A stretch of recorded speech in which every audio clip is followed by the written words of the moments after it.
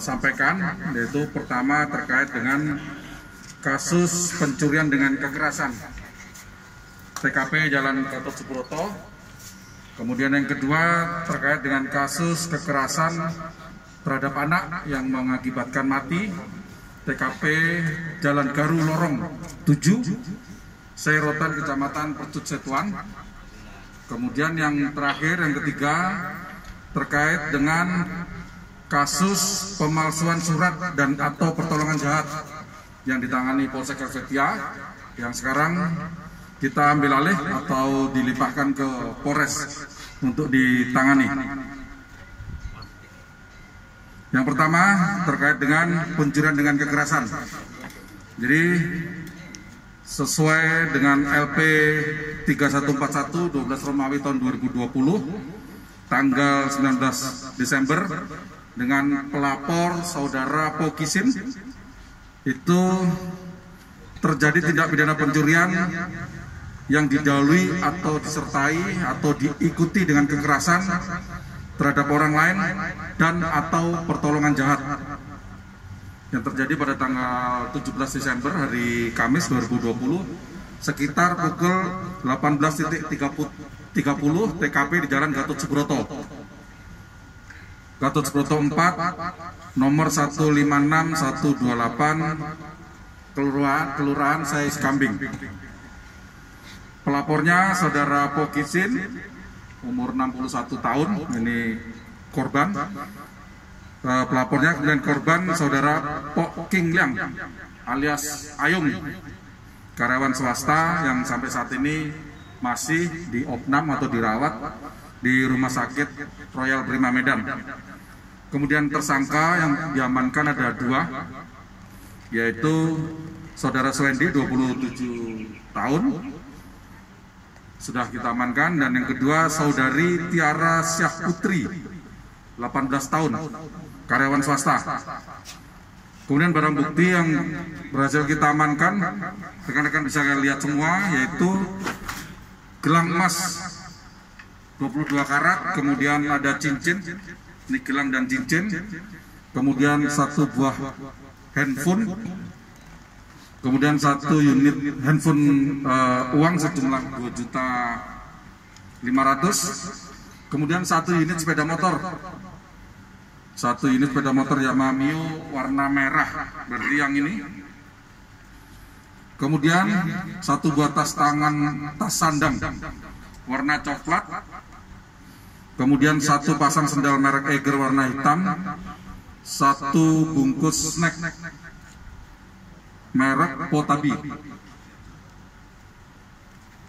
kemudian satu bungkus wafer merek Selamat, satu bungkus susu kental manis Frisian Flag, kemudian satu bungkus permen merek Barley, satu buah besi ini digunakan untuk memukul, kemudian satu buah jaket warna hitam.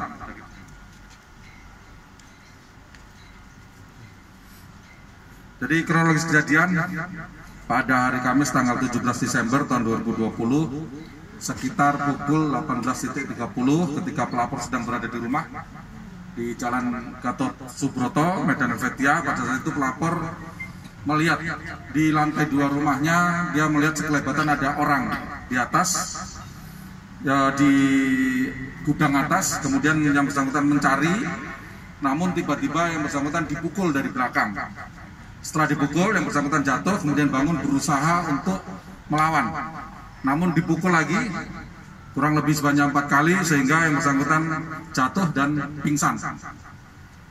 Kemudian setelah yang korban ini sadar, kemudian melapor atau menghubungi saudara Pokisin atau Pokisyung setibanya di rumah pelapor dan mencari adiknya atas nama Pok King Liang alias Ayung yang ditemukan pelapor dan saksi di bak lantai bawah dalam keadaan pingsan, serta bibir dan leher membiru, juga keningnya ada luka memar. Kemudian dari akibat penganiayaan tersebut, pelapor mengalami luka koyak pada bagian punggung, kemudian mata kiri juga luka memar, pelipis mata kiri koyak dan punggung tangan kanan luka memar, Setelah dilakukan pengecekan, ternyata ada uang tagihan di dalam plastik hitam sebanyak 11 juta itu pride atau hilang. Dan setelah dicek lagi, dompet korban juga hilang yang berisikan uang Rp4.500.000 serta tanda pengenal baik itu KTP, SIM dan juga ada ATM di situ. Atas kejadian tersebut, korban merasa keberatan dan membuat laporan ke Polrestabes Medan. Kemudian penangkapan dilaksanakan tanggal 18 Desember sekitar pukul 18.30. Ini tim sus dari jajaran Satreskrim Polrestabes Medan mendapatkan informasi dari masyarakat bahwa pelaku yang kita amankan ini berada di Jalan Gatot Subroto, sedang berada di Jalan Tengku Amir Hamzah Medan, dan berdasarkan informasi tersebut tim kemudian meluncur ke TKP dan kemudian tim berhasil sesampainya di TKP benar di situ ada diduga tersangka